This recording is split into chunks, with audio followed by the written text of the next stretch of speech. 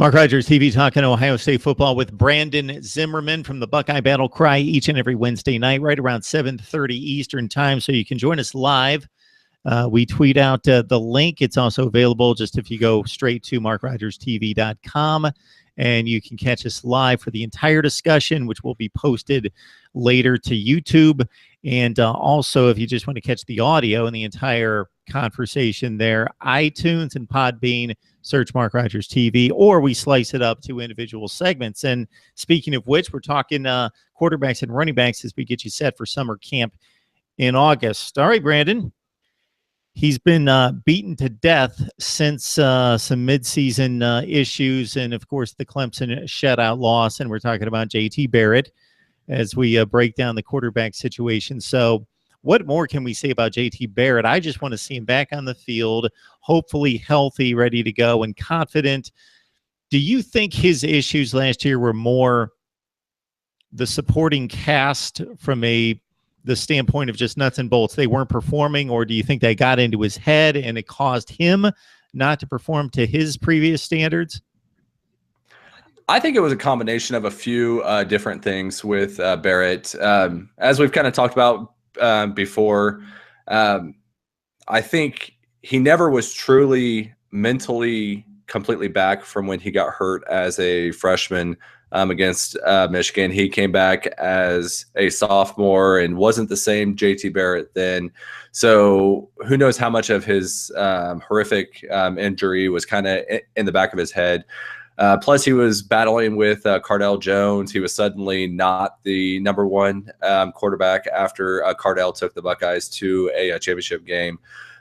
Sophomore year was just kind of a lost season for him. He was in and out. Fast forward to his junior year, we were all kind of expecting him to go back to the JT Barrett that we all remembered as a freshman. He was going into the season as the clear-cut starter. He was going to be the man. Kind of looked good early, but like you said, I think it was a combination of a few other things that kind of came into last year. Supporting cast definitely was consistent at all. Outside of Curtis Samuel and Mike Weber, there was really no one in that offense that you could consistently count on to produce when the game was on the line or it was third down. You had three new starters on the offensive line, and they were kind of iffy at times, and it all kind of culminated in that Penn State game when Penn State just unleashed the hounds and kind of had their way with the Buckeye offense. And I think you factor those together, then it started becoming kind of a mental thing for Barrett where he felt like he had to do more than he really had to do. So, yeah, I mean, the inconsistencies with his supporting staff, the inconsistencies of the offensive line just kind of put too much pressure on him. So hopefully going into his senior year, you've got a more established offensive line. You've got wide receivers that have kind of been in the mix for the past year. They aren't really too proven. When you're looking at guys like Paris Campbell, who played a lot last year but never really stepped up to a starter in a wide receiver type of role. You've got Ben Victor, you've got Austin Mack, Terry McLaurin. So there's a bunch of guys that have been around the system. They've been playing with Barrett, whether in practice or not. It's just a matter of if they can step up and do that in the game time and help out JT Barrett so he doesn't feel like he has to do too much like he did last year. Yeah, it's just such an odd timeline concerning JT Barrett's career to date that he's the third string or the second string and the third string and the second string before Braxton Miller got hurt, and then he's thrust into action, has the bad game against Virginia Tech, but other factors were in play there. The odd defense that Virginia Tech played, just gunning for Ohio State in the offensive line. Lack of play in that game. Then he turns in what's a prolific season, arguably the most prolific season in the history of the school, and arguably the best quarterback season in college football in 2014. Then he has the horrific injury. Cardale Jones does what he does. They win the national championship. He loses the job. Speaking of Barrett, coming out the next season, Cardale doesn't play well despite winning 10 consecutive games. Barrett gets in there. Then he has the off field issue that pulls him out of a game right when he thought it appeared as though, okay, he needs this little stretch of time to get ready for Michigan State, Michigan in a possible college football playoff run, and he misses a week, and he really doesn't play well, gets few attempts because of the Michigan State stifling defense, and they bottle up Zeke, and has that one awful offensive game. But then I had hopes for 2016 coming off a really strong Michigan game. Not that he had to shoulder it offensively throwing the ball, but he had a very effective game, and also against Notre Dame. And then we see the issues that they had offensively last year, not just JT, but pretty much across the board. Joe Burrow. Well, and it's funny. Sure. I'm sorry. But with JT Barrett, it's funny because, like, even as a Buckeye fan, we kind of think of JT as having all these struggles and stuff. But when you think about it, you know, he's reigning Big Ten Offensive Player of the Year. He's had 8,400 plus yards of combined passing and rushing as a starter, over 100 touchdowns. So, I mean, like, the guy is produced. I think right now, as Ohio State fan base, we're kind of in a golden type of era where JT Barrett, if he would have done this in early 2000s, he would be considered one of the greatest quarterbacks ever. The way we're sitting right now with the amount of offensive talent that's sitting around the Buckeyes, it's just he's kind of held to a higher standard than really any other Buckeye quarterback has. So it'll be interesting to see how he does this senior year. And as we talked about last week, I think Barrett's going to explode onto the scene this year. And while we can all agree that there are a number of factors that go into the Vegas equation, Vegas does think enough of JT Barrett to make him like a top 5 or 6 Heisman favorite at whatever he is at this point. The first time I checked it out, up until into mid-April, he was in that first 5 or 6 players gunning for a Heisman Trophy, which speaks to the system. It speaks to Kevin Wilson, Urban Meyer, and the Ohio State brand, along with what JT Barrett's accomplished in the past. So hopefully not seeing extremely meaningful action against good teams, Joe Burrow, Dwayne Haskins, but setting us up for 2018 and beyond. And again, they may play meaningful minutes. It's happened in the past, and not so distant past, that it's worked out pretty well. So I know you really like Joe Burrow and feel confident with his abilities. Yeah, I'm actually a really big Burrow fan. I know, like, most of the talk coming out of spring camp was really about Haskins and how good he looked. I think for a Urban Meyer, Kevin Wilson type of offense, I think Joe Burrow is a perfect fit. He's got the size, he's got enough arm strength, and then he's also able to actually move around in the pocket too.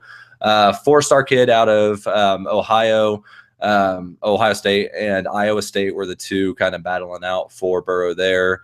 Is the number 9 dual threat quarterback coming out. So Burrow's in limited chances has shown that he is able to move the ball downfield.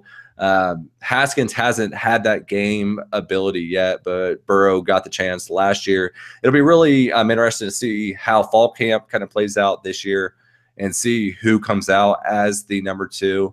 I really think Burrow will hold on to that number 2 spot, but like I've mentioned before, if JT Barrett goes down, who knows who will be the starter, much like a few years ago when Barrett was the number 3 guy and Cardell Jones was the number 2 guy. Braxton Miller goes down.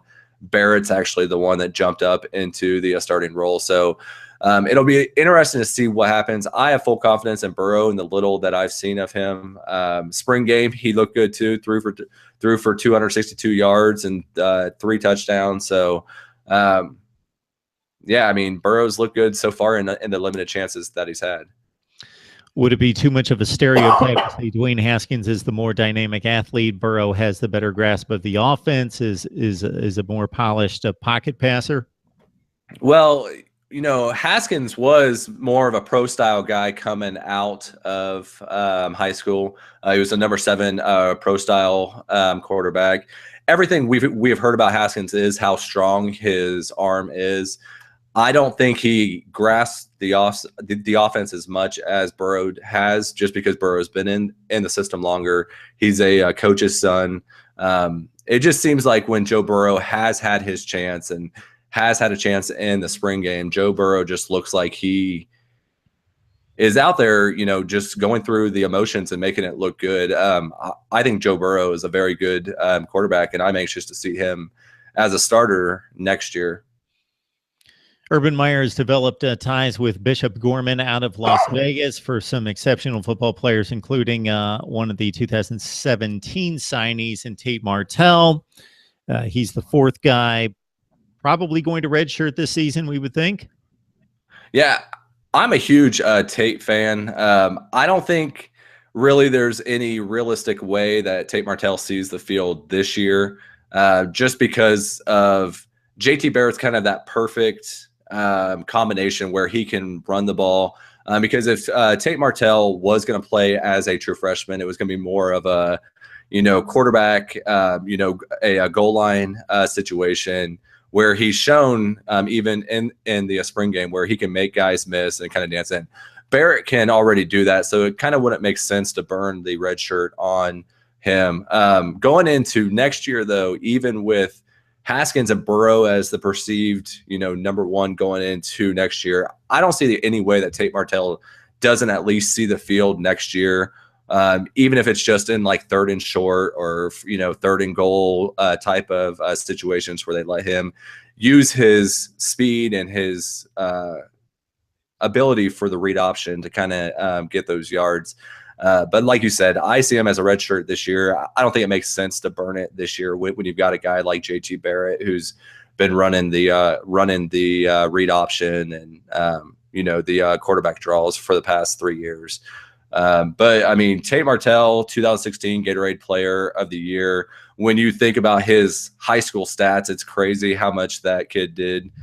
He was 45-0 as a starter, combined for over 9,700 yards of total offense, over 148 touchdowns. So, I mean, the guy's got the talent. He's just kind of at a stacked depth chart right now, and I'm anxious to see what he can do when he actually gets onto the field. Mark Rogers TV talking Ohio State football each and every Wednesday night with Brandon Zimmerman from the Buckeye Battle Cry. So you can listen to the entire conversation live around 7:30 Eastern time every Wednesday night. It gets posted to YouTube. You can see it there or listen to it on Podbean or iTunes. Just search Mark Rogers TV, or we break it down into segments. So we're getting you set for August camp, breaking out each and every position. We've talked quarterbacks. Now let's move it on to the running backs. Mike Weber with a very strong season with just about 1,000 yards rushing and 9 touchdowns, I believe, off the top of my head. I don't think that at this point in his career, and of course he's just getting into his sophomore season, is he an elite back in the nation, but he's much, much more than serviceable. Off the top of my head, I compare him to LJ Scott, who got away to Michigan State. I think they're pretty similar type players. Your thoughts about Weber's first season? And I know that you like him to continue the progression here this fall. I think his first season was kind of frustrating for not only Buckeye fans, but probably for him. There were times where Mike Weber looked like he was one of, the top 5 backs in the Big Ten. There were times where he didn't, and I don't know if the coaching staff just didn't have their full trust in Mike Weber to be that, 20 carry type of back. It seemed like, especially down the stretch, against Michigan and Michigan State and Clemson, Mike Weber really wasn't getting too many touches. So I don't think the trust was fully there from the coaching staff for some reason, but there were definitely some times where Mike Weber looked dominant, and I think it was a great redshirt freshman season for Weber. I mean, he almost rushed for 1,000 yards. Looked really good in pass protection, which is very important for the Buckeye offense, especially when you're following up someone like Zeke. And I think going into his redshirt sophomore season, as I said last year, Mike Weber, I think, is going to have a big year. I think he's going to, eclipse 1,000 yards, get over that 1,200-yard mark. I really think the Buckeye offense is going to take a lot of pressure off of JT Barrett running the ball this year. Really have him kind of just focus on throwing, because that's what they need from him this year, which means Mike Weber's going to be getting more carries And the next guy that we talk about will be getting more carries and less from JT Barrett. So I think Mike Weber had a great redshirt freshman season.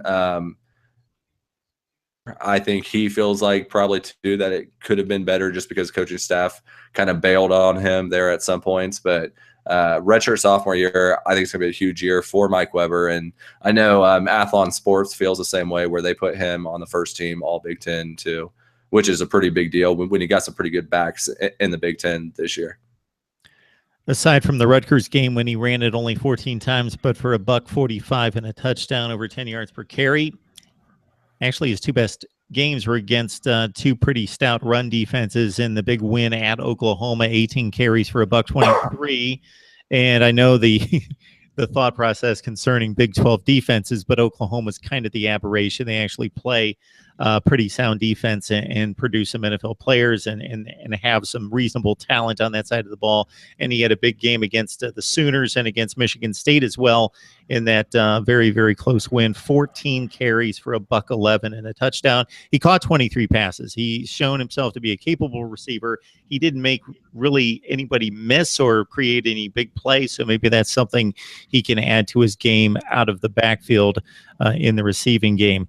DeMario McCall, we've noted in recent weeks when he has gotten the ball against some porous run defenses. He played well in 2016. He came out as the second-rated running back in the country, third-rated player in the state.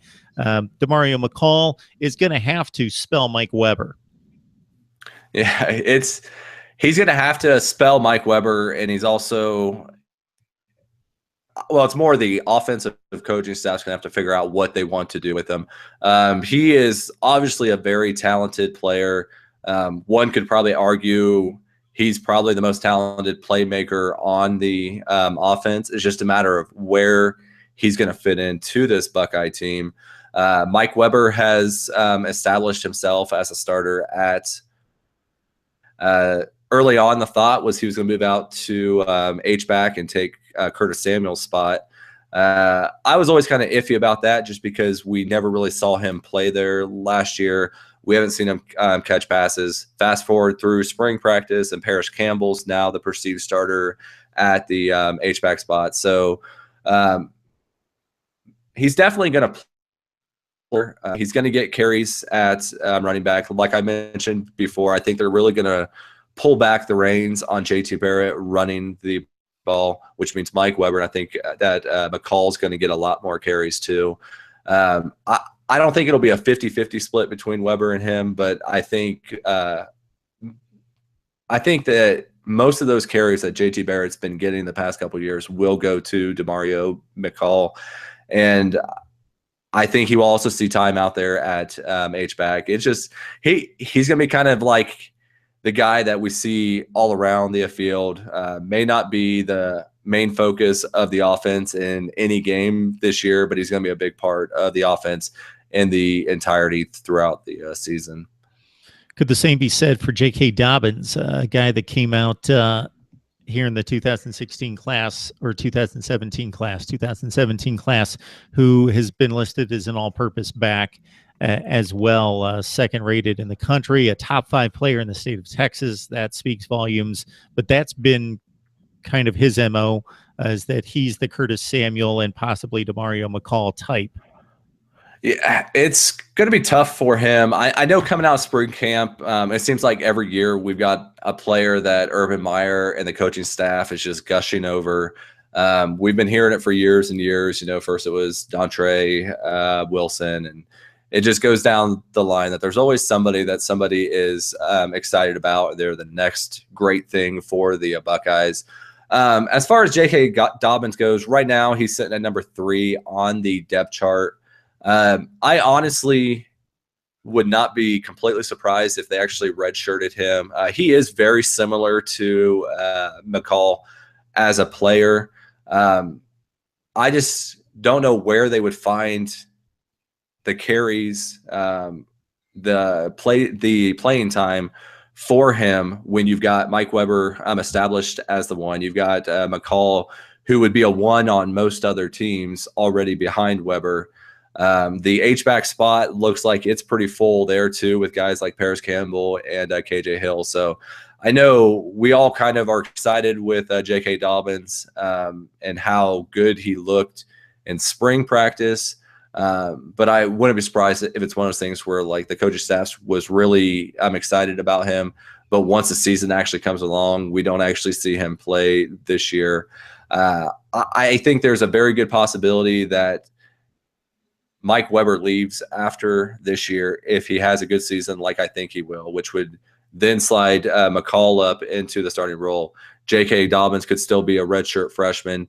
J.K. Dobbins leaves, after that next year. So I think thinking long term, I don't think it's wise, barring any injuries this year, to waste a red shirt on Dobbins, especially when you got a guy behind Dobbins who was a 4-star and another good player that isn't a true freshman, in Antonio Williams. So, I mean, they're all 4-star guys. They're all highly sought after guys.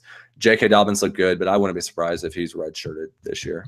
So you bring up Williams, and around the country, we see freshmen playing at the running back position all the time. Now, not to write off his career at Ohio State by any stretch, because he's only made it through his freshman season, but he's entering his sophomore year. And if he doesn't break into the lineup and get some kind of rotation of carries this year, he's staring at a junior season. And again, it's way too early to write off 2017, but you mentioned his credentials coming to Columbus as the 7th rated running back, according to 247 Sports, in the country, a number 5, top 5 player in the state of North Carolina. And if things hold to chalk, he's not necessarily going to see much time. No. And that's why, I mean, it speaks to volumes of how good the Buckeyes are recruiting right now. When you've got the 7th ranked running back coming out of high school, and he was the 2016 class, played last year as a true freshman, and now he's talking about being buried on the depth chart and not seeing any time. So while I think Dobbins may be a better overall player than Williams for the 2017 season, I think Williams is a very good back, and that's why I just think Dobbins will probably be redshirted. Williams will slide up into that number 3 role, which will still be limited carries. This is the big year for him, and that's why you wonder if how much the coaching staff talked about Dobbins, if it was really just a motivational tool to try to get Williams to take that next step that everyone thinks he can make going into this season. So it's an Ohio State running back position that seems to be well stocked for 2017. At the same time, if you keep count of some of their chief rivals nationally on a recruiting scale, look at Alabama, Florida State, USC come to mind. They are stockpiled with 4- and 5-star running backs as well. If anything, if nobody gets hurt, I think the Buckeyes are in great shape. If somebody goes down, Weber being the most significant case, then they may have a few issues, because I don't know that they're necessarily confident with McCall getting a ton of carries or another guy stepping in to get 12 or 15 a game. So it's a position, but it could be maybe just one play away from not being so deep. Well, and that's really the story of the Buckeyes season this year, where it seems like every spot they've got a lot of talent there that is not necessarily proven. So the running back spots the same way. If Weber goes down, everyone thinks that McCall or Dobbins or Williams could step up, but you never know until it actually happens. And so far, the Buckeyes have been lucky with those type of situations where JT Barrett stepped in for Braxton Miller, Cardell Jones stepped in for Barrett. Guys go down, the next person steps up. So hopefully running back would be the same way. All right, we are breaking down positions at Ohio State as we head toward August camp. Each and every Wednesday night, we're joined by Brandon Zimmerman from the Buckeye Battle Cry. So join us for the video podcasts on YouTube at Mark Rogers TV, or go to either iTunes or Podbean to catch the audio version as well. All right, Brandon, you just got us started with the positions, and we'll make our way on through here over the next couple months. Appreciate it. All right, thank you, Mark.